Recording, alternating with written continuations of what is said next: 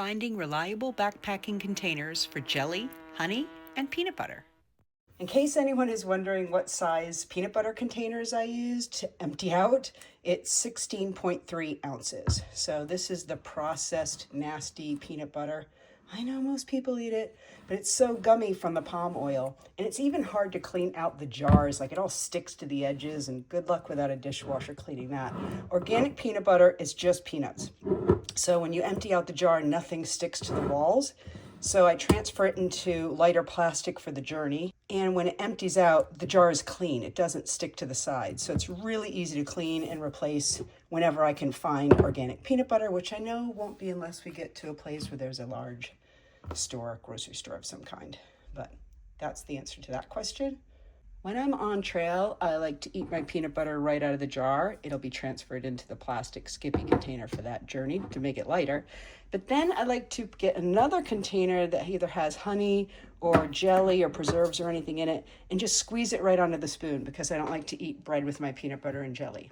So finding the container for the peanut butter, that was a piece of cake. But finding a container that would work in my backpack and keep the jelly or honey from squirting out and breaking everywhere, and also with a spout that allows for preserves or seeds or anything to pass through the top hole, was its own adventure. Looking for a storage container for my honey and my jelly. It first started with just a regular old honey bear. Had a pretty good spout, nice twist lid, but this is like 13 ounces, which is way more than I need for most jellies. I'm really looking for something about 6 ounces. So that was a no. And then I went down the aisle of the supermarket and I found an organic mustard. I actually hate mustard. I think this was 8 ounces. I emptied it all out, got the labels off, worked so hard on it, put it through the dishwasher. The smell of mustard would not come out of this.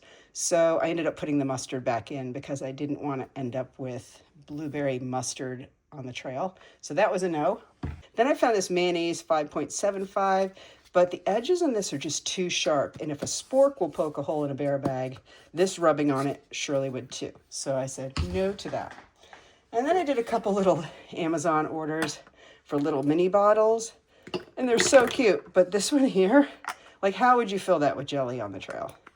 It just didn't work. But those would be really great if you had condiments or something. And then I bought a little honey bears, and they kind of had the same problem. I said, refilling them, not going to be so great, but they're also really cute, so I'll use them for something. Somewhere along the way, I also got like a honey condiment ketchup jar empties from Amazon.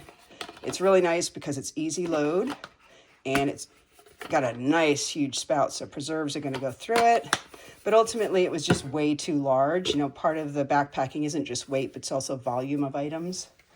So then I found this smaller one and I thought, oh, nice wide spout, but the top doesn't fit well. Like, if you look at it, there's a gap there, and it has like 5 little holes here, and I thought preserves are never going to get through that.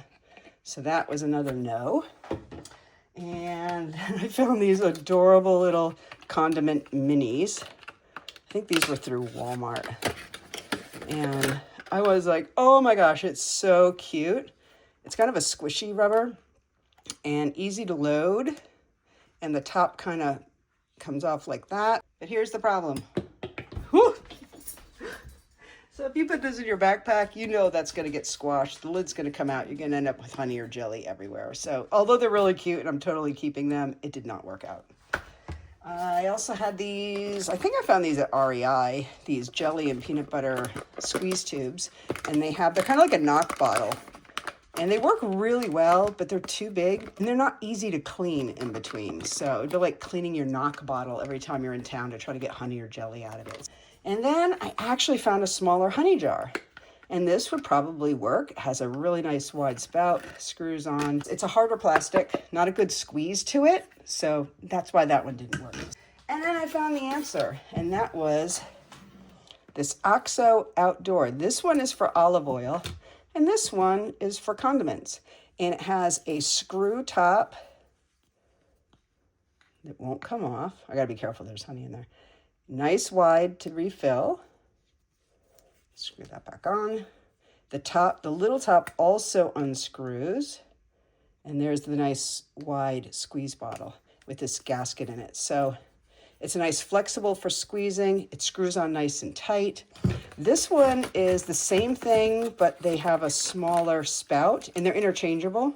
If you're looking for an olive oil container, you could easily put this cap onto this jar.